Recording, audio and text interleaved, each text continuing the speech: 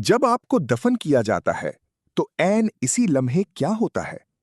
आपके घर वाले वापस चले जाते हैं, मट्टी आप पर डाल दी जाती है, सब समझते हैं कि आप खत्म हो गए। लेकिन हकीकत में नीचे कुछ बिल्कुल मुख्तलिफ शुरू हो चुका होता है। मौत के बारे में एक बड़ी हकीकत यह है कि आपका वजूद खत्म नहीं होता।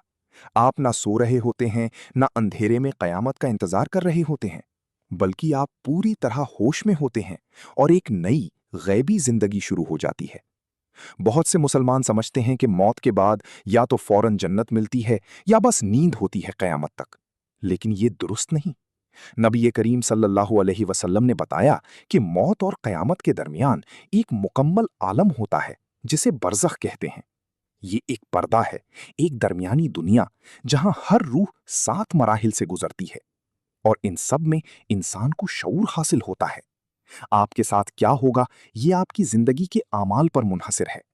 ये बात सही अहादीस में बयान हुई है, सही बुखारी और सही मुस्लिम, ताकि हम डरे नहीं बल्कि तैयारी करें। पहला मरहला, वापसी, नुज़ूल। एक मिसाल लेते हैं। अहमद 3 दिन पहले फौत हुआ। उसके घर वालों ने उसे कब्र में उतारा, दुआ की, रोए और वापस चले गए।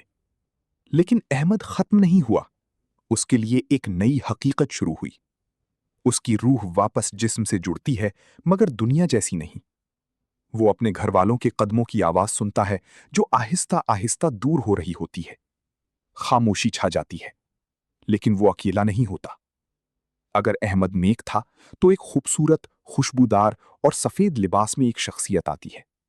वो कहती है, मैं तुम्हारे नेक आमाल हूं, मैं हमेशा तुम्हारे साथ रहूंगा। और अगर उसने जिंदगी जाया की तो एक खौफनाक, बदबूदार और सियाह चेहरे वाली मखलूक आती है, मैं तुम्हारे बुरे आमाल हूं, अब तुम मुझसे नहीं बच सकते। दूसरा मरहला, सवालात।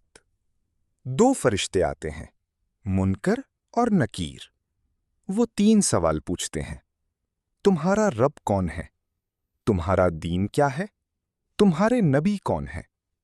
अगर ईमान सच्चा हो तो जवाब फौरन आता है, मेरा रब अल्लाह है, मेरा दीन इस्लाम है, मेरे नबी मोहम्मद सल्लल्लाहु अलैहि वसल्लम है। वरना जुबान लड़खड़ा जाती है और इंसान कुछ भी नहीं कह पाता। तीसरा मरहला, कब्र का फैलना या सुकड़ना। सही जवाब देने पर कब्र कुशादा हो जाती है, जन्नत जैसी आरामदेह। और अगर जवाब ना दे सके तो कब्र तंग होकर इंसान को दबा देती है। चौथा मरहला, रोशनी या अंधेरा। नेक आमाल कब्र को नूर से भर देते हैं, गुनाह कब्र को अंधेरे से भर देते हैं। पांचवा मरहला, राहत या अजाब। कब्र में एक खिड़की खुलती है, नेक के लिए जन्नत का नजारा और गुनाहगार के लिए जहन्नुम का मंजर। छठा मरहला, बरज़ख में इंतजार। यहां वक्त का एहसास बदल जाता है। नेक के लिए सदियां लम्हों जैसी लगती हैं और अजाब वाले के लिए हर लम्हा अजाब बन जाता है। सातवां मरहला, कयामत। फिर सूर फूंका जाएगा, सब कब्रों से उठेंगे। नेक लोग सुकून के साथ उठेंगे और गुनाहगार खौफ में मुब्तला होंगे। ये 7 मराहिल हर इंसान के लिए हैं, कोई भी इससे बच नहीं सकता।